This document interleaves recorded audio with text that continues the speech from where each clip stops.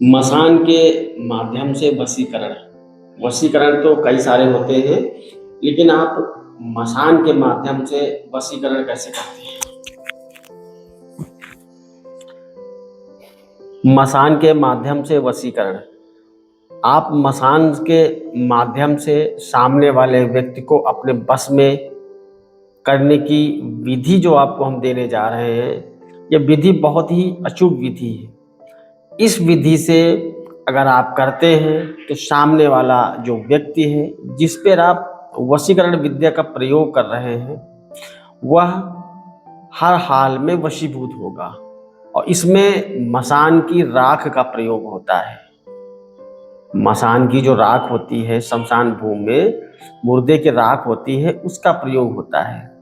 और ये जा करके सीधा सामने वाले व्यक्ति के माइंड पे असर करती है, माइंड को कन्वर्ट कर देती है आपकी तरफ। बस ये थोड़ी खतरनाक प्रक्रिया है। जब आपका कार्य पूरा हो जाए तो इस विद्या की काट करवाना चाहिए या स्वयं से करना चाहिए, अगर आप जानकार हैं तो करना क्या है कि आप किसी भी शनिवार की संध्या के समय इस प्रयोग को कर सकते हैं। आप शनिवार की संध्या को मसान भूमि में जाएं और मसान की जो चिता की जो भस्म होती है उसके पास आप खड़े हो जाएं और प्रयास करें पैरों की तरफ खड़े हों और भोग ले जाएं।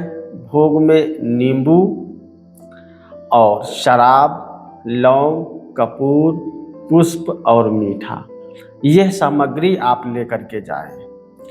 आप मसान के ऊपर रखें, चिता के ऊपर रखें और उसके बाद आप 11 बार शब्द को दोहराएं। हे मसान मेरे साथ चल, मैं फला को अपने बस में करने के लिए यह प्रयोग कर रहा हूँ। हे मसान आप मेरे साथ चल और फला को प्रयोग करने के बस में करने के लिए यह प्रयोग कर रहा हूँ। उठ चल मेरे साथ। इस तरीके से 11 बार बोलना है और सारा भोग प्रसाद वहीं रख देना है। नींबू काटना है, उसके ऊपर लौंग कपूर रख करके जला देना है। शराब का आचमन करना है, यानी नींबू के चारों ओर ऐसे आचमन करेंगे, छिड़काव करेंगे गोलाकार। धूप बत्ती जलाएंगे, पुष्प रखेंगे और जब आप 11 बार बोल चुके हों तब वहाँ से एक चुटकी वहाँ की राख उठाएंगे और उसको जो है अपने माथे से लगाएंगे और एक पॉलीथीन में या कागज़ में रख लेंगे। अब सामने वाले जिसको वशीभूत करना है उसके ऊपर ले जा करके आपको डाल देना है। बस आपका कार्य हो गया। अगर इस विभूति को आप खिला देते हैं तो यह प्रयोग फिर काटे नहीं कटेगा किसी भी कीमत पर।